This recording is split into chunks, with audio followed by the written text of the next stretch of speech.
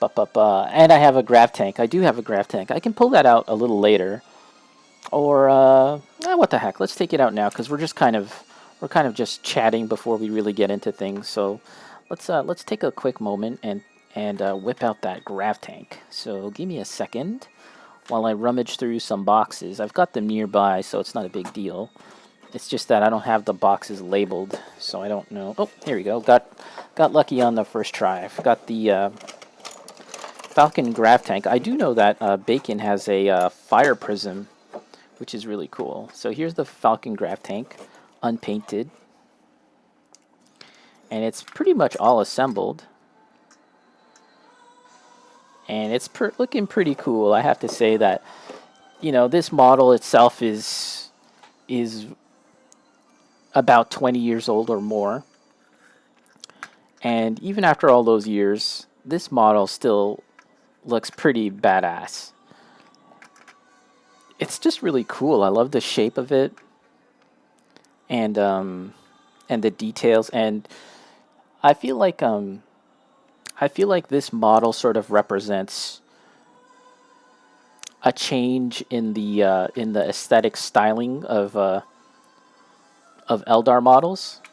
Because previously, if you take a look at this is a metal anti-grav platform. And it is evocative of some of the similar shapes that you see here in the grav tank. Yet, with the grav tank, I think that they've applied a lot more detail with these panel lines. Perfect for that Gundam. What did they call that? The Gundam flow marker or whatever. That would be perfect for this. And you see how this model sort of lacks that. And this is, again, an older model, and this is somewhat newer from, newer than this one at least.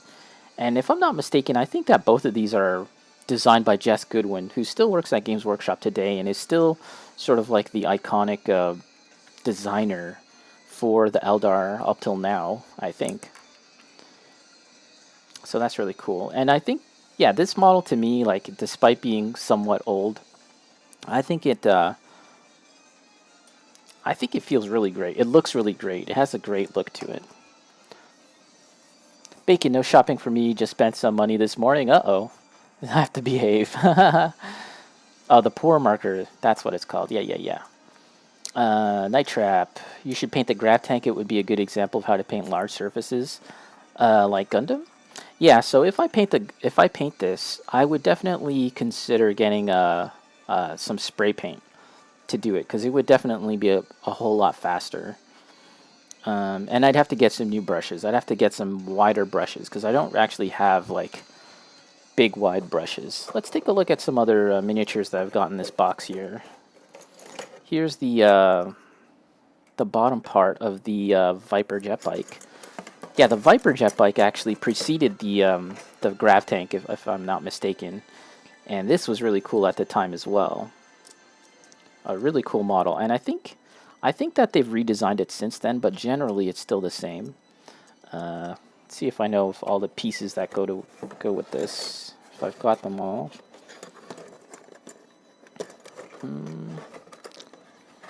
There should be a canopy, but I don't see it on me right now. I'm sure that I have it somewhere. There we go. And there's the weapons platform. Pretty sweet. Really fiddly though.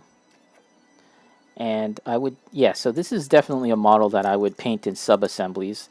I tend to not do that just because I like to see the model as a whole. But this is something where it's just far too complex to sort of put together independently. And yeah, there's a canopy, a clear plastic piece, which I don't see here in the container in my box here, but I definitely have it somewhere, I'm pretty sure. And I just armed this thing with the Shuriken Catapult. I think there's different weapon options, but I just went with that. And here we have 3 jet bikes. I've got 3 of these.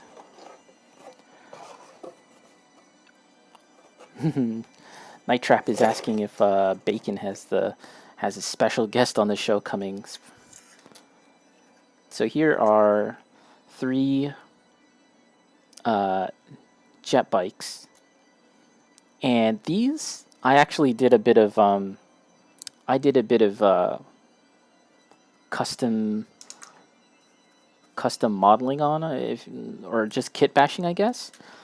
Because if you look, these torsos, the torso is the modern. Is modern? It's not modern. It's the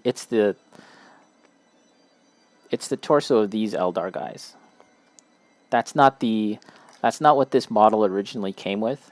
These models actually had like an older style character torso, and I changed that just because I like the look of the new ones, which meant that I had 3 less of the Eldar Guardian models in my unit, but meh, that's fine. And here's an example of the Eldar unmasked, unhelmeted model, and the face is kind of weird, I guess. I don't know. The newer models that are coming out have a much nicer face. But I figured I'd put them on the jet bike because that would like kind of look cool with their hair in the wind. I don't know. That was the thought at the time. But I'm pretty sure that there's new jet bike models, or newer to me at least, and they look a little more in line with the with the Viper jet bike and the Falcongraf tank that I had shown earlier. So yeah, this is a somewhat older design, but they look fine. So let's put these guys back in the box.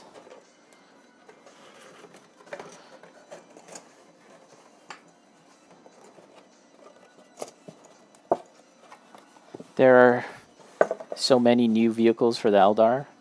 Oh, you're taking a look at them right now. Yeah, so even with this grav tank, I believe the fire prism model is generally the same, but they kind of changed the fire prism weapon itself so that it's not just like this large crystal, but it kind of has like an elongated